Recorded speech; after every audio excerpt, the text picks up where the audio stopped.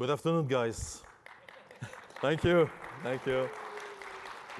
Welcome, cloud lovers and telecom lovers. This is the right session to be. So today we're gonna speak about AWS and what we do in telecom and how our development in terms of solution, tools, services help the telecom industry to transform. I'm sure that it will be a very interesting session because we're gonna have panel members, with different operators, from US, from Europe, and the rest of the world. So they will, share their experience about their transformation and their journey towards the cloud. So I'm Jean-Philippe Poirault. So I'm the global head of. Sorry, guys. I'm the global head of the telecom business for AWS. We just created this year one telecom vertical organization within AWS. In a minute, I will introduce, the different panel members. What we will do today is that I will give you a short introduction of what do we do in telecom in AWS, and then I will pass, the floor to the different guys here, and they will present themselves, introduce their company, but also introduce their transformation journey towards, the cloud.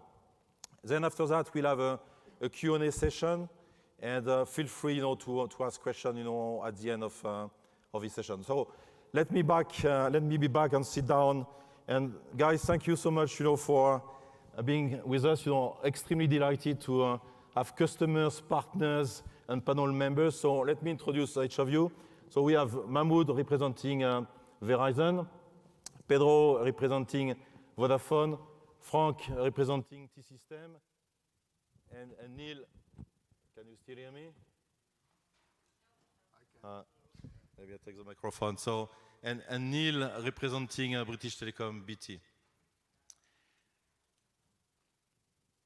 Let me share with you a little bit what we are doing, within AWS in terms of telecom strategy and telecom vertical. So we just created this vertical organization this year. And it's a very interesting time of the industry. It's a time when cloud, is accelerating, even in telecom, and this guy will share with us their view. It's also a time when you have seen probably this morning, we just announced a new solution which is called Outpost, where we are bringing the cloud to the edge. And it's a time also when the telecom industry is going to launch 5G.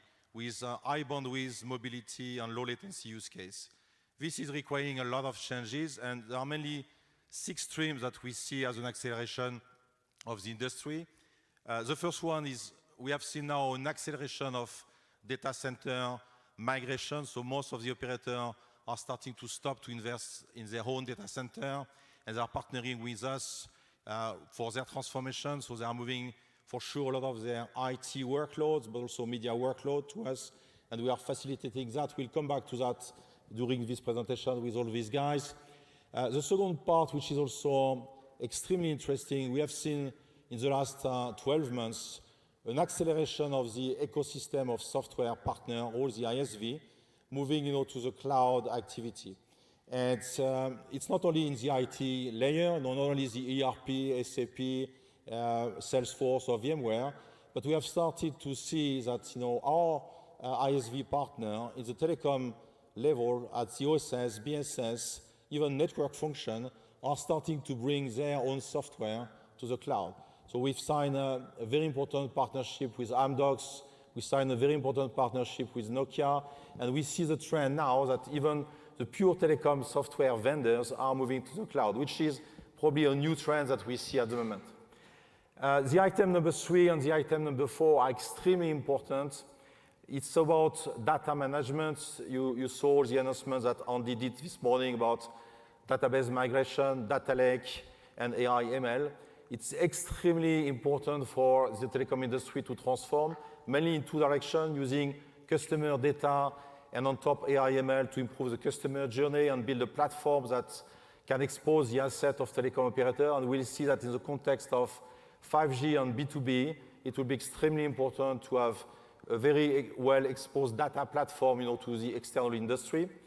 The other direction we see is about network data and using AI/ML to optimize processes so that we create more automation for all processes in the telecom network. And this is a trend also that we see at the moment. The next big trend is 5G.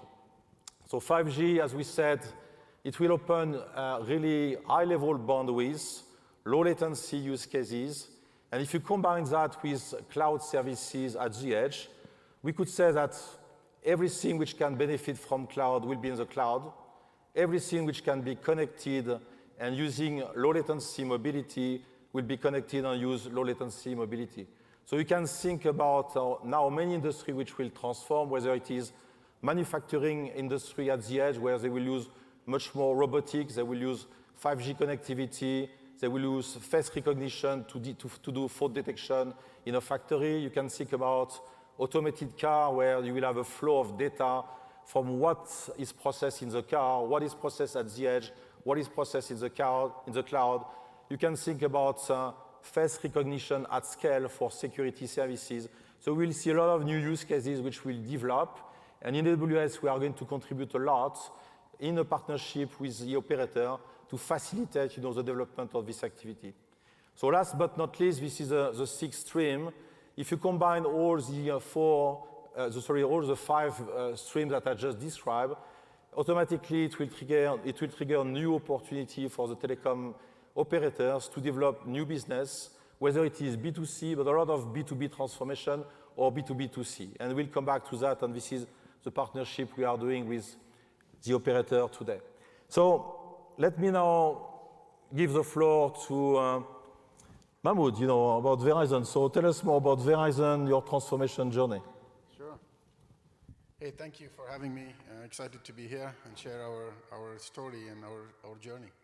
So just quickly for, I would say, the team here, like people who are not familiar with Verizon. Verizon is a Fortune, where is the slide? Okay, so Verizon is a Fortune 500 company. We're ranked number 16. Our customers paid us $126 billion last year, and they want to pay more this year. We are the first company to launch 5G in the world, and our wireless network covers 98% of the US. So as you know, we have lots of brands. Some of you are familiar with. Some of them are consumer brands and enterprise brands. Everything like AOL, Oath, Yahoo, Verizon Connect, Tumblr. So at Verizon, we are accelerating the pace of innovation. Our mission is to deliver the promise of the digital world. Everything rides on our network. So we're leading, we led in 4G, and right now we're leading the fourth industrial revolution with 5G. And we're doing all of this basically to empower humans to do more. On the global technology solutions, this is the new rebranded name for IT. So our winning aspiration is to create products and services that our customers and employees love, be the destination for world-class technology talent, and be the investment and innovation center for the company. Our transformation journey is a multi-year and massive scale. Our mission is to enable technology excellence, so always enabling and pushing, I would say, shaping the market to deliver newer, modern technologies. And as we do all of this, our focus is always on to improve efficiency, speed, and innovation of our business for our customers. We put lots of work on scaling emerging technologies like AI, ML, RPA, chatbots, and so leveraging all of these to differentiate our customer experience and enable the business to win. AWS is a key component of our journey of transformation. We basically this is where we wanted to decide where we want to spend our energy. So we decided to spend our energy by focusing on creating more value for our customers. So this is leveraging AWS from a cloud kind of a perspective and cloud services to accelerate our digital transformation, provide on-demand scalability and reliability, help us accelerate our application modernization.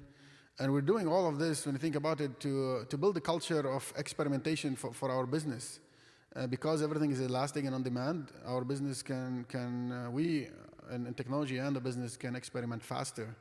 Because the winning the game is about experimenting faster, failing fast, and experimenting as much as possible.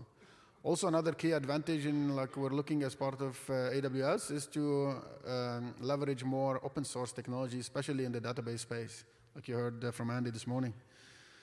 So we started the journey in 2016, and this is where we did an assessment for our workloads, and we made decisions on what workloads goes where.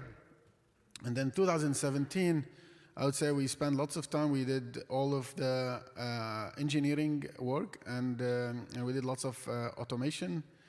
And we turned on all of, I would say, we used the cloud for all of non-production workloads, and we made the cloud ready for production. This year, our mission was like public cloud first. So any new business we're starting, or any new application to be developed, it was happening in AWS. And we did lots of migration as well. Next year is an inflection point in migration. We're doing mass migration to AWS next year for most of our workloads.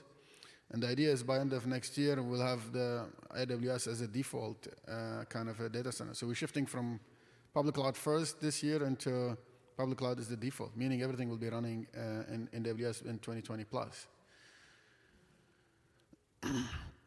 As we go forward, I would say push forward, our ambition of the future is to unleash the art of the possible with 5G. You heard from JP, 5G is key. I would say 5G is going to allow us to lead the fourth industrial revolution. There'll be many components that will happen with 5G. I would say with 5G, it will enable three main use cases. One is it will enable very high capacity, high kind of data rate volumes that any network today cannot support. The second item, 5G will have like single-digit millisecond latency, and that will enable ultra reliable, low latency applications. This is like, think about autonomous cars, think about robotics. So all of these will be enabled in 5G. And the third item that 5G will enable is high density connectivity. This is like in the IoT space. It will enable 1000x what today's networks can support. So these are the three main use cases, and these three use cases will power the fourth industrial revolution. At the same time, as part of 5G, there'll be mobile edge compute, and the mobile edge compute will have our network is getting virtualized. With mobile edge, the idea is to empower developers with MEC and a programmable network. At the same time, everything we're doing is this will also revolutionize our customers' experience. Our key objective is to continue to provide unparalleled quality of service across our products and services, is to personalize our customers' experience to be one-on-one versus clusters. So we're shifting from clusters to one-on-one personalization, and by leveraging all the, I would say, capabilities and more investing in emerging technologies and cloud. How's that for an introduction? I think this is very good. I'm impressed, you know, and we thank you so much for the partnership. Thank you. Pedro. Hello, good afternoon. Thank you for the opportunity to be here and to talk about what we have been doing on Vodafone. Let me start by giving an overview what is Vodafone. I'll start by explaining what is Vodafone Group, because again, Vodafone is a large telecommunications group. We are present in 25 countries.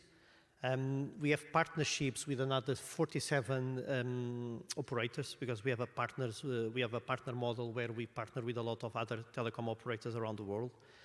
Again, that leads to 535 million customers. Again, in terms of revenue, 41 billion. And I think that gives a view of the size of Vodafone as a group. I think that we have a lot of KPIs that we track as a group. There is one that I think is especially relevant in this audience. Again, we have a target to migrate 65 of our applications into the cloud by 2020. And again, it's something that we are all working very aggressively towards too. Because I'm the CIO of Vodafone in the UK, to also give a bit of perspective, what is Vodafone in the UK. Again, 22 million customers. We've started as a mobile operator only. Again, we have we like to call it a history of firsts, the first mobile network in the UK, the first mobile call, the first text message. But with the acquisition of Cable and Wireless, which was a big international network in 2012, we have also started to move into the enterprise fixed space and into the fixed space. And we are now the UK fastest growing broadband provider in the UK. Of course, we started our broadband business 2 years ago, but we are now working towards convergence and towards offering to our customers a convergent offer. Again, 5G, again, we want to maintain, again, the history of firsts. Not saying anything else, but I think that 5G is, of course, going to be one of our priorities next year. And I think that's something that probably not in a lot of countries, but still in the UK is, again, FTTH. We are working very aggressively to move towards FTTH because, again, I think that that's clearly something that our customers are demanding. In terms of our transformation and focusing on what we have been doing on the cloud, our journey to the cloud and especially into AWS started more or less 4 or 5 years ago. And that came out of necessity of a big transformation program that we were doing. And it came out of necessity of more flexibility into all of the testing and development environments. So more or less at that time, that's when we started our journey towards AWS by creating all of our test and development environments. The only environments at that point in time that were not on the cloud were either the performance testing environments, for obvious reasons, and the production environments, which were still on-prem. That was basically the work through the 2015, 2016.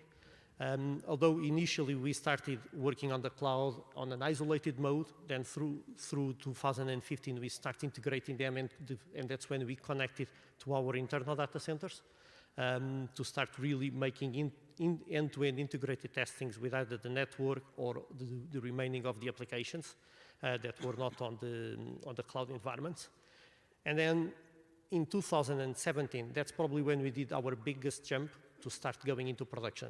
To be honest with you, that was initially not as planned as it might look. Again, it was out of necessity. We had a problem with the providers of one of the applications where it was hosted. And basically we decided we need to get out. We have 1 week to get out of the existing provider. It was the platform that supports our My Vodafone app.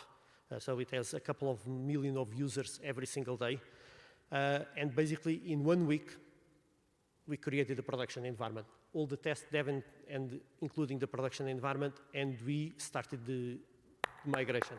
So that probably led us to the fact, okay, maybe this is also ready for production now.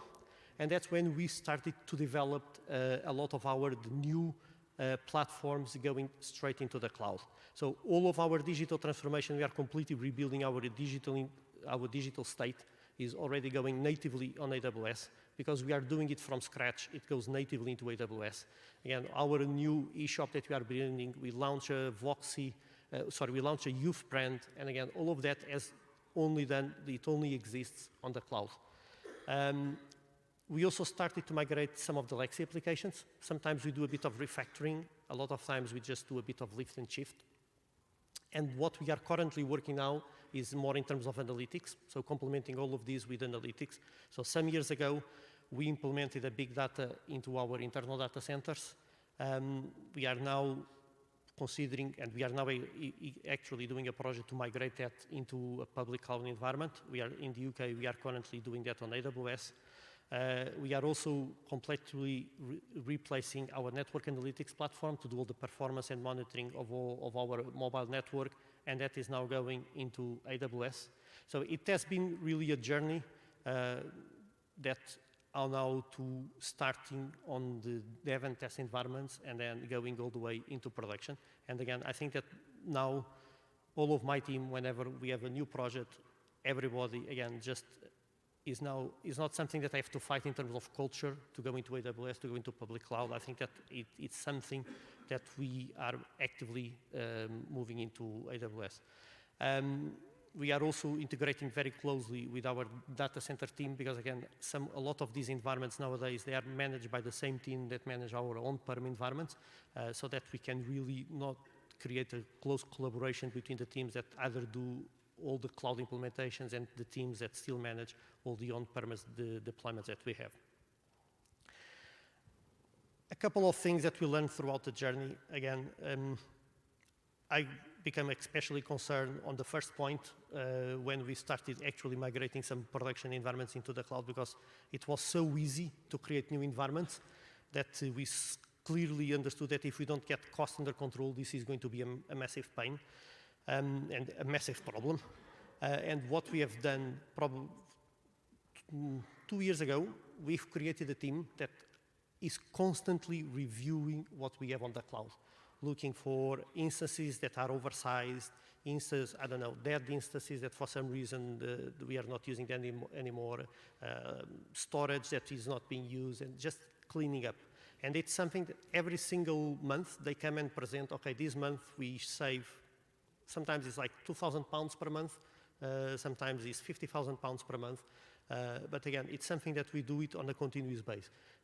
Always look at our state, and now we can optimize. Because the teams that are creating the environment, sometimes they are a bit optimistic in terms of the volumes. So we need, let's say, somebody to go afterwards, always doing the cleanup and doing the optimization. I hope that you got a lot of new ideas this morning with all the services we launched. So. Yes, any tools that can help us on that, it's also very important. Another thing, again, when we started, I would say that we did not thought so much on how this would scale. We probably did not anticipate the success that we would have with the migration to the public cloud. So probably halfway through the journey, we had to really rethink our architecture on how we build environments on the cloud. Automation, because again, it started to go really, really big. And again, that we have to rethink a lot how we automate a lot of the things that we've done. And again, how to create standards, how to make sure that the things that we learn in one project are moving to the next project. And so that's also one of the reasons why we also created a COE that basically makes sure that all of those learnings are shared across all of the different projects. Thank you. Thanks a lot.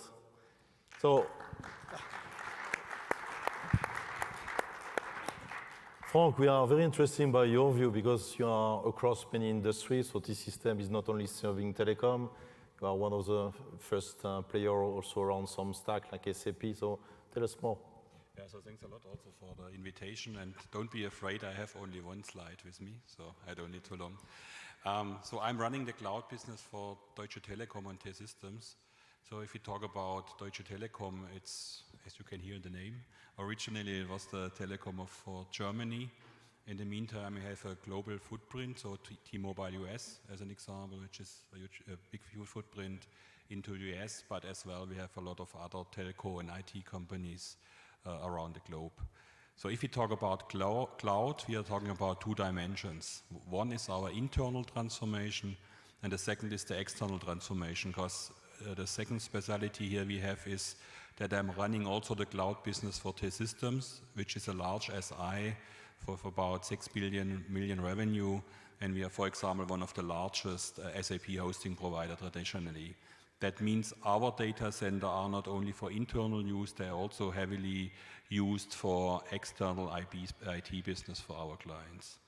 And we have also introduced public cloud first for both dimensions, for the internal one as well as for the external one, because you cannot sell something to a client if you use by your own the old stuff. This is not a good sales story.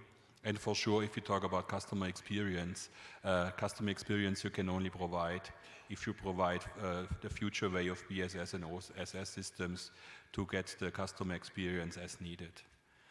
If you look historically, and I think that's also an interesting point you may be interested in, is if we talk about the maturity of the cloud, and especially the public cloud business, which is the real cloud from my point of view, then for sure we are really advanced into US with T-Mobile US, as you can see onto the booth, and also with a lot of references.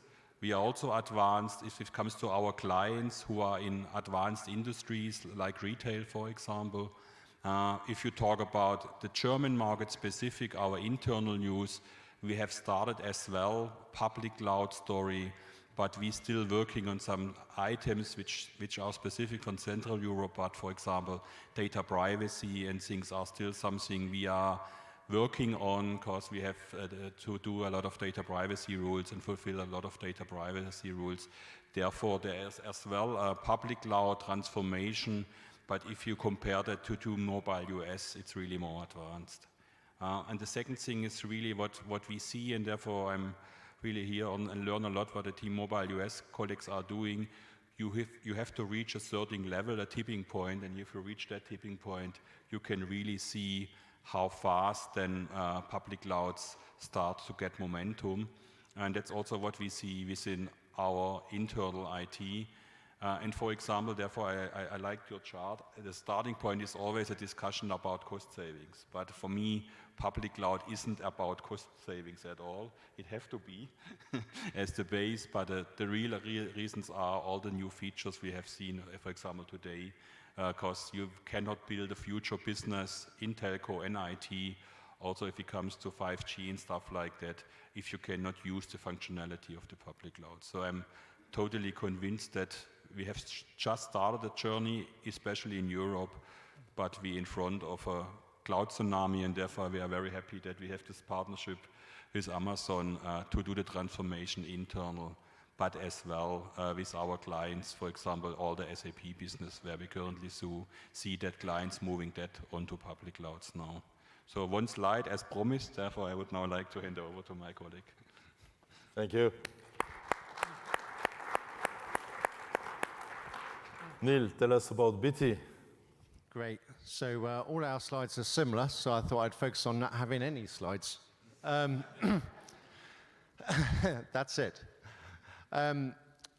We're all in similar journeys. From a BT point of view, obviously we are very focused on leadership in the UK through experience supported by our investment and leadership that we're aiming for in terms of 5G and in terms of fiber.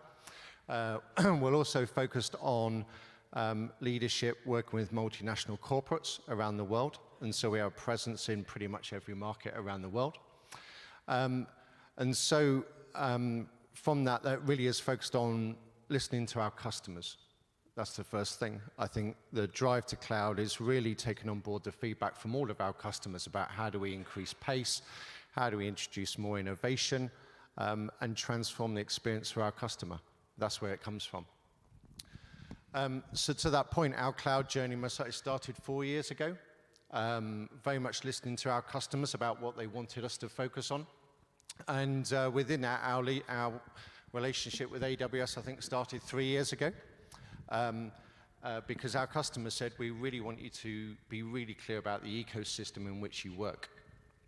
So from that, our journey is very much similar to something that Frank mentioned, is very much split between our internal journey and our external journey. The two are obviously linked, but I think in terms of our internal journey, very similar to some of the points that the gentlemen have already mentioned. And my colleagues in EE are doing some amazing things, as well as in all of our lines of business around the cloud and with various partners, especially AWS.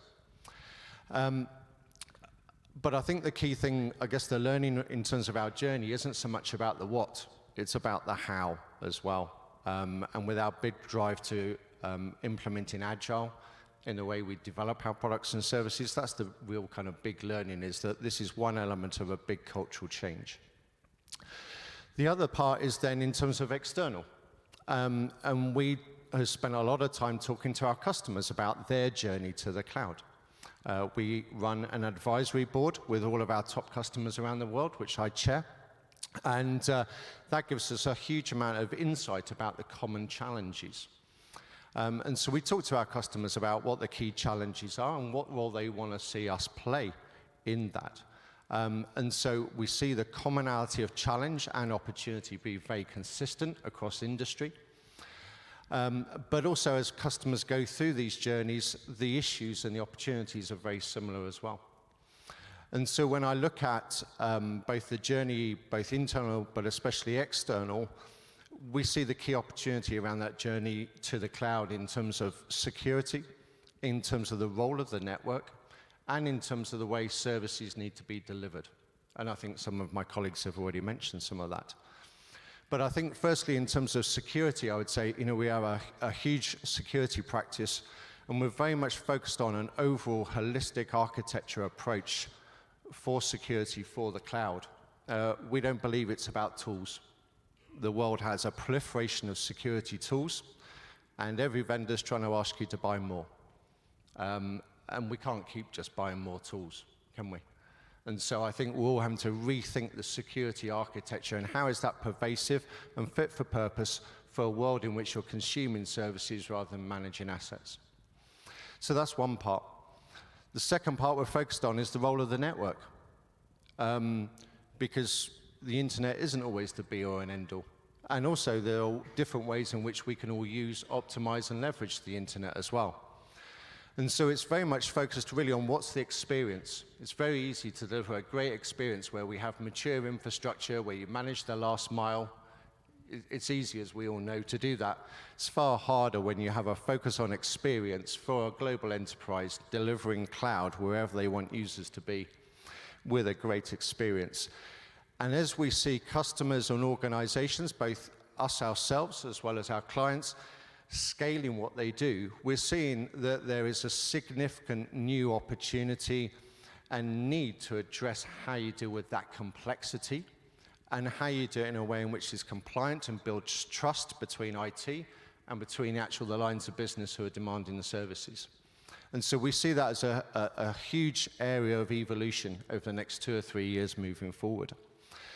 And so we've put a lot of time and effort working with AWS on innovation, working through our labs, looking at those challenges of cloud at scale.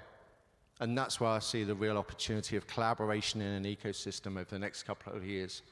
I also think it requires us to innovate together as well. You know, the great thing about the telecoms industry is we have a great history of collaborating.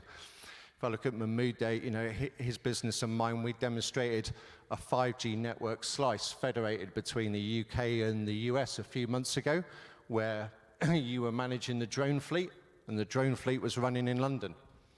And that just shows what low latency, guaranteed service across 2 federated 5G networks could create in terms of potential of services, and also some of the need to deal with some of that complexity. So, you know, it creates real interesting opportunities to continue to involve that ecosystem to deliver services in a new way. And I think we'll all need to work in different ways to make that happen. Hopefully we'll all agree. And so I think just to finish, the key thing is all about making sure we're clear from BT's point of view is outside-in thinking, focus on the customer challenge and how we bring these different assets and ecosystems together to solve both what we needed to do internally for our IT transformation so that we can enable that agile way in which we deliver services to support our customers' drive to using cloud to drive that change in the pace and agility they want in the business. Not forgetting that security, it can be the biggest challenge, it can be the biggest barrier, and how many times do people find that everything works brilliantly until you have to wait 3 weeks for a firewall change? Not that that's ever happened, obviously, I understand. But it just shows that end-to-end thinking, I think, means that if we focus on that, we can deliver real change and opportunity and a far better experience for all of our customers. Thank you, Neil. Let me take the clicker. So let's go back a little bit to when we started about the different domains. So we discussed a little bit transformation, migration of data center. We had a discussion about what is happening also from the ISV. So what we are doing at the moment within AWS is also to package more ready-to-consume solution with different ISV. We touch base to customer experience, automation.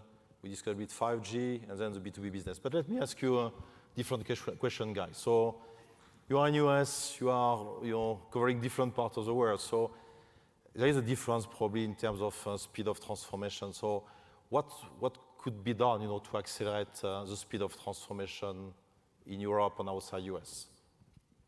Shall I go first since I've got the mic? I would say when we first did our press release with AWS 2 years ago, the biggest thing I caused internally was a huge training demand. Everybody wanted to get trained. And so I would say there's a huge journey to take people on in terms of both understanding, both in terms of the whole ecosystem of people like AWS and realizing that in terms of the potential. So I think there is skills and changing people's mindset about how we think differently about service creation for the future. That for me is the be-all, and that is the fundamental thing. If we can drive that challenge and that opportunity, then it's great. I mean, we've been training hundreds of people, as you know, in AWS skills, and that's critical to driving this stuff, because you need that insight, don't you? But I think that I would reinforce that point, because again, if I think about all the new workloads, they natively go onto the cloud, and that's typically not a problem for us. I think that there are a couple of things that are always on the way of moving things faster. One of them, I think, that is when we talk about public cloud, is the word public. A lot of people still get very worried about that word public. And so security, it becomes a real of roadblock until people understand that, first of all, nowadays, security is not just a problem on the public or on premises. I think that there are lots of discussions where the problem is bigger, but I think that it's something that we need to embed since the beginning. It's probably an area where we need more collaboration and more training also from the big public cloud providers like AWS, because I think that there is still a bit of unknown from our own internal security teams on how to handle security on a public cloud environment. And that is related with the things that we do natively on the cloud as a start. Then there is all the migration, and the migration is probably where sometimes it's just lift and shift, and that process is still probably not as slick as it could be. I still think that that process can still be optimized, and I think that we need to find ways of making that process much more optimized, because unfortunately, we have to run, I think that probably all of us have to run with huge amounts of legacy, for sure much more than what we wanted. Too much, maybe. And I think that we need to find a way of making lift and shift, because if we really want to start closing data centers or really moving massive loads to public cloud, we need to address the legacy migrations as much as possible. Frank? Yeah, I think there is, in theory, a very easy one. In practical terms, a very difficult one. I think digital business is global business, so we should have global rules and global sets. And as long as every country has a different rule set, it will be difficult. So, and it's not only if you compare US with Europe, it's also I'm currently rolling out a cloud solution across all of our Eastern Europe countries, and every country still have a different rule set, and this makes really to build one solution and roll it out globally very difficult. So if you work on that as Amazon as well, this will help us heavily.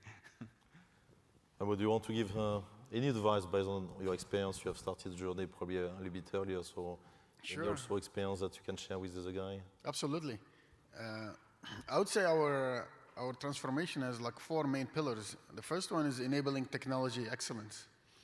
And so enabling all these modern technologies like cloud, cloud native, API, AI, ML, and especially going back to cloud. So one of the key things we had to do, I would say a couple of things from setting up the guardrails for the development teams. So one, we made sure we have the security team is with us up front. And we made sure that the security team is an engineering team, meaning developers. So we built, partnering with our CISO, we built a developer kind of engineering team on the security side, and they've been with us since the beginning of the journey. So they automated all the security controls for the cloud. So that has been a key, I would say, good investment, and it's paying lots of dividends. I would argue people are worried about the public cloud. My argument has been public cloud is more secure, because it has the tooling that allows you to do all the detect and protect and fix in real time. Right, the other things from an audit perspective, also make sure there is an advisory control board with the audit team from the beginning of the program. Because this whole movement to the public cloud is a kind of a transformation of thinking, different way of working. So more of the, I would say, all the teams who are usually would come in, people like, think about them at the end. I think when you think about them up front, it pays lots of dividends in moving faster later. It's like slowing down to move fast, and I think that has been key.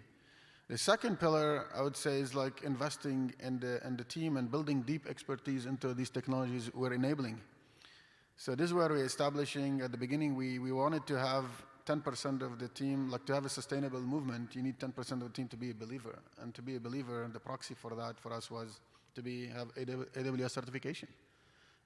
So last year we wanted to have 1,000 people certified. We did like more than 1,000. Right now we have more than 1,700 people certified in AWS. In parallel, we built immersion centers. We call them dojos. So in these immersion centers, we have like 5, 6 coaches with 40 seats. The application teams can come in. They want to move their application to the cloud. We help them. They want to transform to microservices, API. So this is how we build deep expertise into these technologies we're enabling.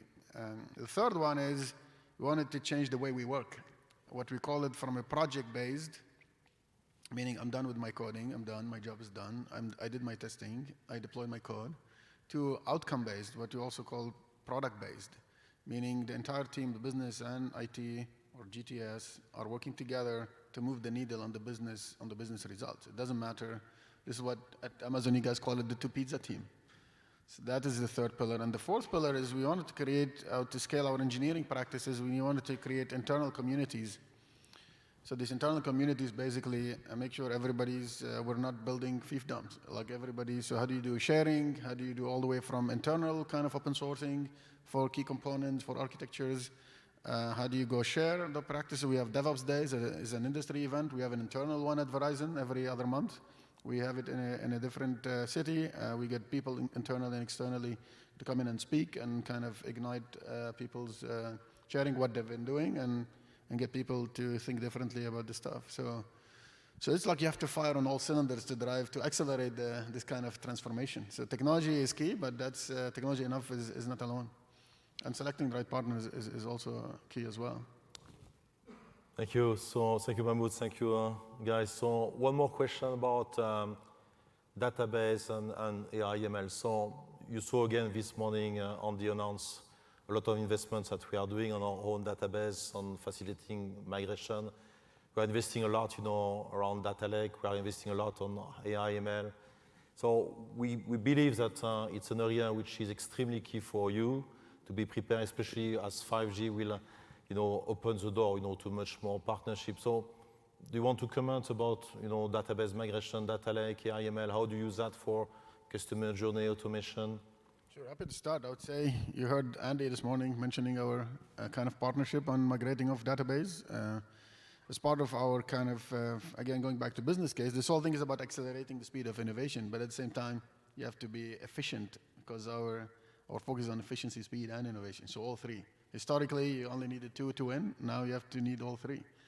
So getting out of commercial software is a key part of our transformation. So this is the partnership we struck with AWS. We worked on it for a couple of years, but at the beginning of this year, both of us kind of embarked on getting out of commercial databases and migrating to Postgres on Aurora and MySQL.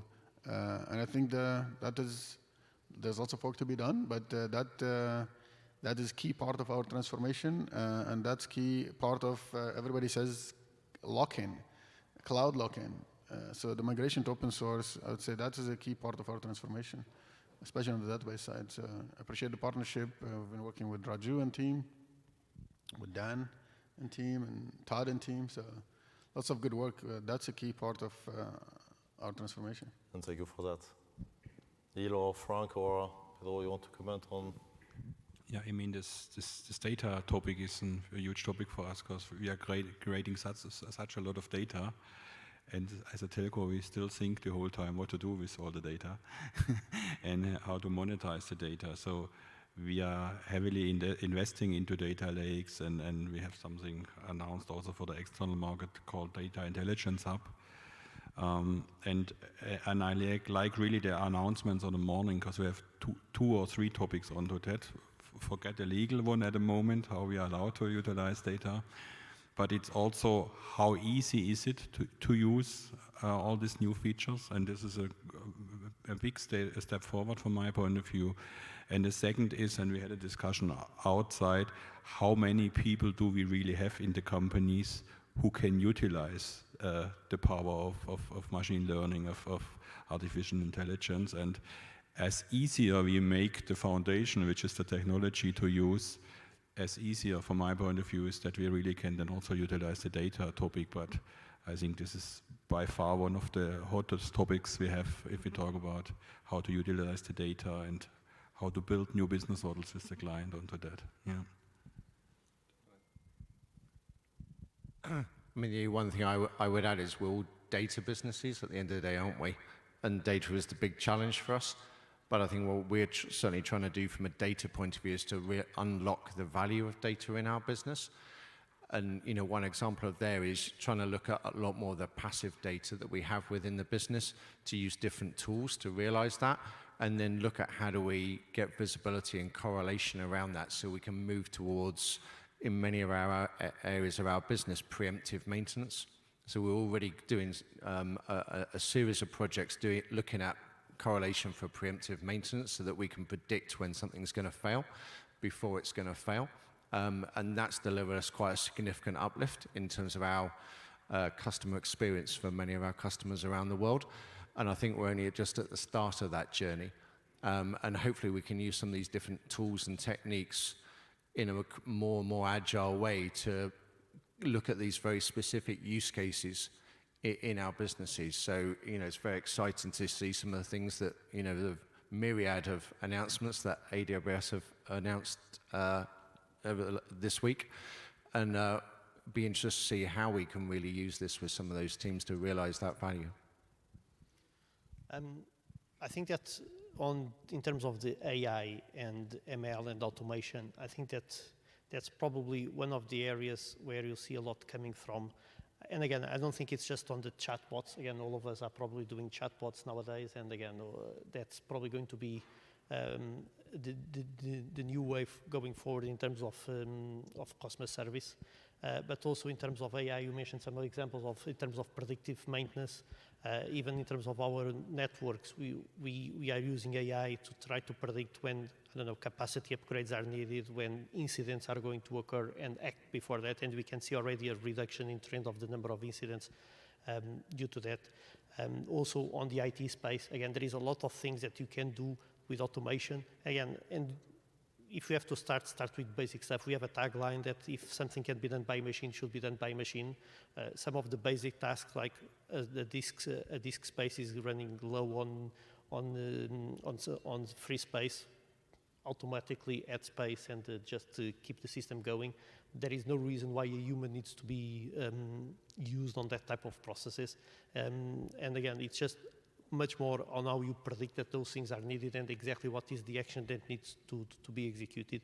That will basically, every time that you, instead of having a human, you have a machine, not only is cheaper, but the quality typically increase, because the machine, if the human that programmed them did not make a mistake, will not make a mistake. Thank you.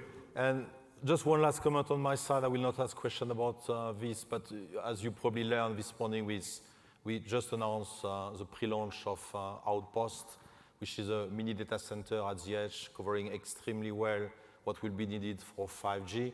It will enable, the industry to load, application at the edge, opening the door to new use cases. But it's extremely unique what we have done in AWS, because this mini data center at the edge is completely linked to the cloud with the same orchestration layer, enabling load balancing in a very efficient way. So extremely unique solution that I'm sure that the whole industry will speak about, in the coming months. So if you guys, for the audience, you would like to ask questions, please come, up front to the microphone, and the door, the floor is yours. So thank you. Good afternoon, gentlemen. My name is John Cupid. I'm a principal solution architect with AWS's Global Telecom Alliance team. Let me assert that JP is not paying me to ask any questions that would embarrass you or anything like that. My question is, I was struck during your discussions that really none of you talked about the need for an event-driven platform, because when you look at automation, particularly as you begin to automate manufacturing processes and things like that, you have shallow events and deep events in those processes that you need feedback from an event-driven platform in order to drive that process. So what I would like to ask is, what is each of your vision on what this event-driven platform would look like, where would it be placed in the context of the network infrastructure, and what are some of the key features that that platform would need to address in order to facilitate the amount of automation that, that appears to be key to your transformations moving forward? So now, thank you. This is a very embarrassing question. So, one of you guys, you want to answer to that?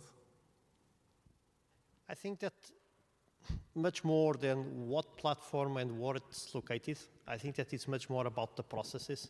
It's much more about creating the culture of people using data to try to optimize the process and try to automate as much as possible.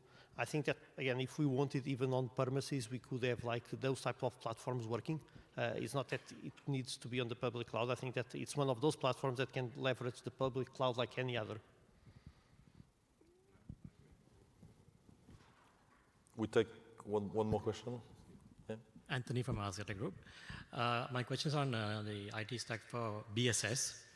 How many of you have moved your IAN, OCS, or rating into the cloud, or plan to? Sorry, what? Moved what? We didn't hear the moved what? The IAN, OCS, or the rating onto cloud. You mean the OSS, network OSS functions? BSS. BSS part. BSS rating. Either the intelligent network part or Correct. BSS or billing or rating in the cloud. I would say our cloud transformation, we first started with all of our non-production workloads, now doing production workloads. So for production, the idea is to start with systems of engagement, then systems of records will follow. And you think about it like you start first year of system of engagement, then the year after you start with the systems of record. And also a system of records where you have all the database migration. So that's where we are in the journey right now. One good example that we are currently migrating at the moment is our mobile network performance monitoring and performance measurement. So again, which is typically an OSS type function, and that is now at the moment going into AWS. I can also comment on that. So as I said at the beginning, we have signed a very particular partnership, with Amdocs as well. So we see a trend of an acceleration of the migration of the BSS stack, to the cloud, and it's available at the moment. We have already signed different deals, and so it's an acceleration that we see as we speak.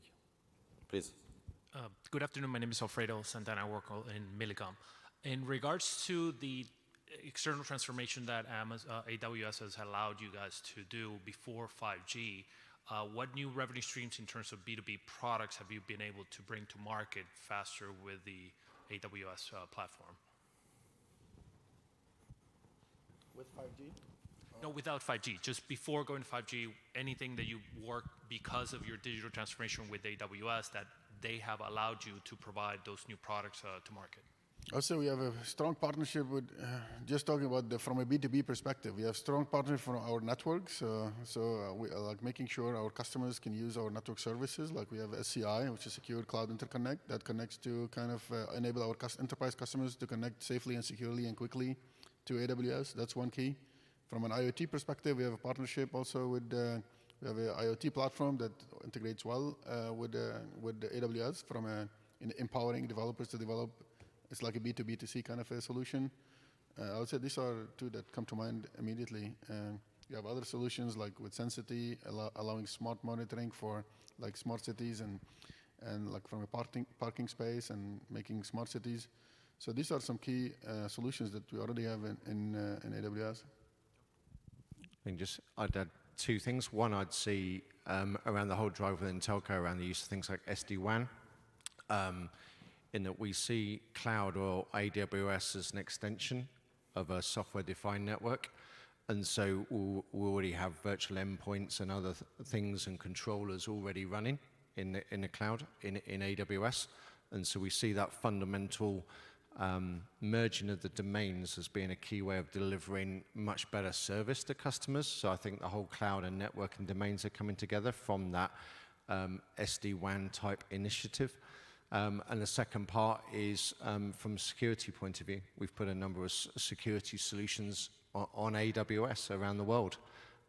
because they've allowed us to get much higher amounts of flexibility, much more adaptability into very big data lake-driven type cybersecurity platforms, and we've done that very successfully in certain parts of the world. And those things where you really need the flexibility of the scale of an AWS, we see as having real potential. But that's two examples of how we see AWS being an extension of just the way we deliver services in an integrated way.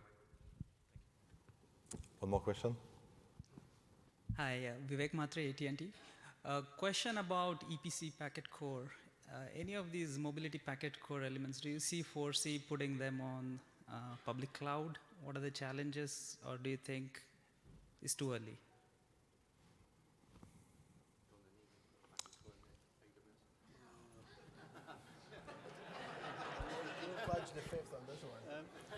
They don't know yet, but what I can say that you've got your answer there. on the packet core, we have seen from the beginning of this year an acceleration. So we start to have packet core now running extremely well, on AWS.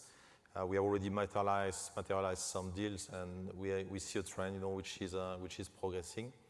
We have partnered with most of the software players, whether it is Nokia, Ericsson, and different other players, to develop the solution. It's really progressing in a very positive way. Thank you. Same question. One more question. Hi. Did you see any resistance from the development teams and its leadership to move the legacy applications to the cloud? And how did you prioritize the cloud work along with other workloads that they are working on?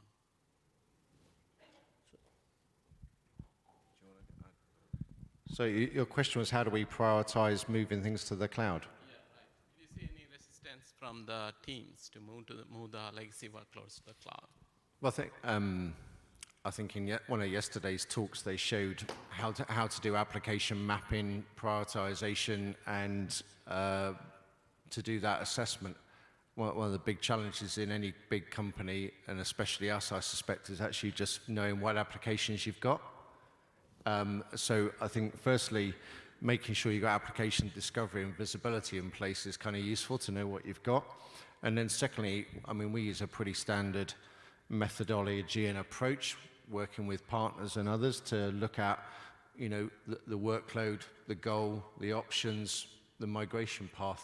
It's pretty standard how we've done it. And obviously, putting new applications in the cloud is a lot easier than migrating some of the existing ones. And the key for us is to make sure that the case stands up. There's a clear financial case, but also there's an experience benefit in that as well, in terms of the service creation. I would say, just one more, I would say it's a yin and a yang, right? So one, the developer, we call the public cloud program is developer freedom, because they can go they're in full kind of charge of their destiny to create value for their customers.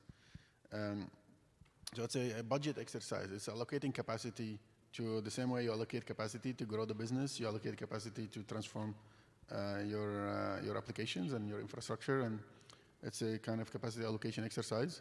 From one side, it is the developer teams should feel that it's going to allow them to move faster, better, and cheaper. And I think that one point out there is, if you combine that on a legacy application with the infrastructure renewal point, I'll say that the business case comes almost for free. Because if we have to go and act on the infrastructure, if we're going to have to work on an application to migrate it to a new platform, because the current one is end of life, if you combine that point in time, I think that the business case is pretty simple. We have 1 minute for one last question. Hi, my name is Evlik Warnik. I'm leading the Amdocs Cloud Center of Excellence for the past 4 years. First, JP, I humbly concur with the importance of Outpost. Already creates lots of noise within Amdocs. The question to the panelists, mostly related to VMC, but also to Outpost. Have any of you first planned or already planning, investigating? Second, commercial databases in that context. Any of you analyzed implications of commercial database on VMC, Outpost, or both technical-wise and commercial, legal-wise? I think the question is on Outpost. Is any of us planning to use it or whatnot, right? And VMware on Amazon on the public side. Sure, I'll give you a quick one. I would say as part of our journey, one of the things we have today on-prem is a SQL Server cluster on-prem. As we shrink our SQL Server footprint, there still be, and based on the timelines, there still be an opportunity to have a SQL Server cluster, smaller one, in AWS. It's cheaper to have it on VMC than to have it on standalone in AWS. So that's, I would say, a unique case to leverage VMware on AWS. At the same time, today we have VMware on-prem. So we have to look at the economics and like how do you kind of streamline your internal data center? Is it better, faster, and cheaper? So it just came out today. We have to look at it and explore that opportunity further. So thank you so much. A round of applause for our partner customer. Thank you, guys.